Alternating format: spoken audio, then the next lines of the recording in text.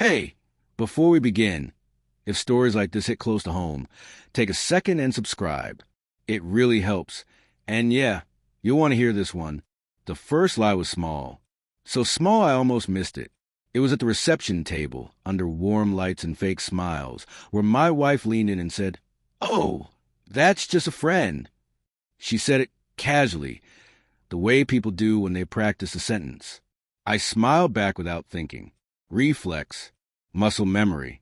Years of loving someone teaches you how to perform calm even when something feels off. I didn't know yet that those would be the last honest seconds we'd ever share. The wedding hall smelled like polished wood and expensive flowers. Soft laughter floated over the music. Everyone looked dressed for happiness. She looked perfect. Ivory dress, hair pinned the way I liked. Fingers still wearing the ring I put on them. Her phone buzzed once on the table. Face down. She flipped it over quickly, too quickly, and slid it into her clutch. I noticed things like that. I always had. We'd been together 7 years. Married for 3. We had routines, Sunday morning coffee, shared playlists, inside jokes that only worked because of history. Lately, though, those routines had frayed. She stayed up later, took calls in the bathroom, smiled at her phone in ways she hadn't smiled at me in months. I told myself it was stress, work, life. Marriage goes through seasons, right? At the table, the friend stood a few steps away. Tall, relaxed, too comfortable. He knew where the exits were. He knew where she kept the napkins. When he laughed, she touched his arm without realizing it. A soft, familiar touch. The kind you don't give strangers. Something tightened in my chest. I asked how they knew each other. She answered too fast. Different story than last time. I didn't correct her. I just watched. Her eyes didn't meet mine anymore. They flicked, me to him to her. The band started playing louder. Applause filled the room. Everyone else clapped. I stayed still, because in that moment, standing at our reception table, I realized I wasn't sure who I was married to anymore, or how long I'd been the last person to know. I tried to shake it off. I really did. I told myself I was projecting, letting insecurity ruin a good night. So I stayed. I laughed when expected. I clinked glasses. I danced with her while her body felt present, but her mind felt elsewhere, like she was waiting for something, or someone. The proof didn't come all at once. It leaked out in moments. During dinner, she disappeared twice. "Bathroom," she said. The second time, I followed without meaning to. Not close enough to be obvious. Just close enough to hear her voice drop into that softer tone, the one she used when she didn't want to be overheard. "I know," she whispered. "Just not here." My stomach dropped. Later, while she was greeting relatives, her clutch sat open on the chair. I shouldn't have looked. I know that. But marriage blurs the line between privacy and trust was already bleeding out. One message sat on the lock screen. No name, just a heart emoji. "You okay?" That was intense. I hate pretending. I didn't unlock the phone. I didn't need to. My hands were shaking so badly I had to sit down.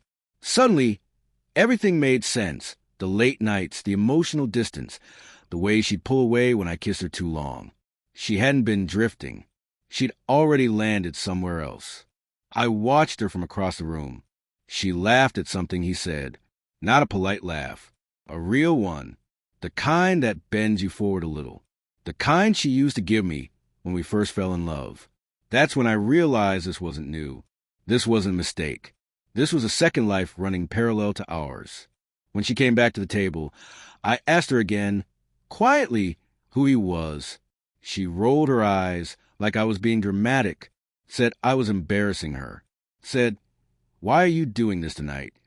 Tonight, as if there would be a better night, to find out your marriage was already over. I leaned back in my chair and looked at her, really looked. The woman I defended to friends. The woman I trusted with my worst fears. She couldn't hold my gaze anymore.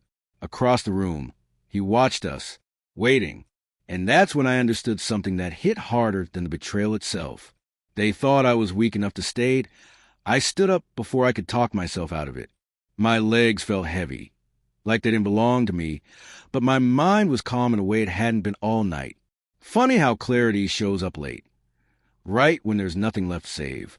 She grabbed my wrist. "What are you doing?" she whispered, panic cracking through her voice. I gently pulled my hand back. That was the moment, the exact second something broke for good. No anger, no shouting, just exhaustion. We walked toward the reception table together. The friend, watching us approach like he already knew the ending. Guest smiled, thinking this was some sweet moment. Maybe a toast, maybe a surprise.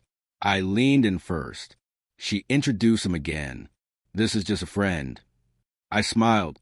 The room felt silent, even though the music kept playing. "Just an ex," I said, nodding toward her. "And I'm done pretending." Her face drained of color. Someone laughed nervously, thinking it was a joke. It wasn't. I took off my ring and placed it on the table between the centerpieces and champagne glasses. It landed with a soft, final clink. Not dramatic, just real. She whispered my name. I didn't answer. I walked out alone. Outside, the night air hit my lungs like freedom mixed with grief. My hands shook as the doors closed behind me, sealing off the life I thought I had. I sat in my car for a long time. No music, no calls, just the sound of my own breathing and the truth settling in. She texted later. Long messages, apologies, explanations.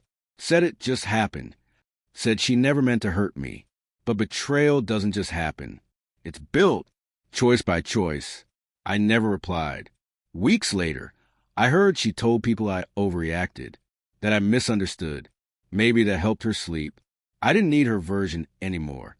Walking away hurt more than staying ever could. But it also saved me. Some endings aren't loud. They're quiet, clean, necessary. If this story hit you, if you've ever been the last to know or the first to leave, drop your thoughts in the comments. And don't forget to subscribe. You're not alone.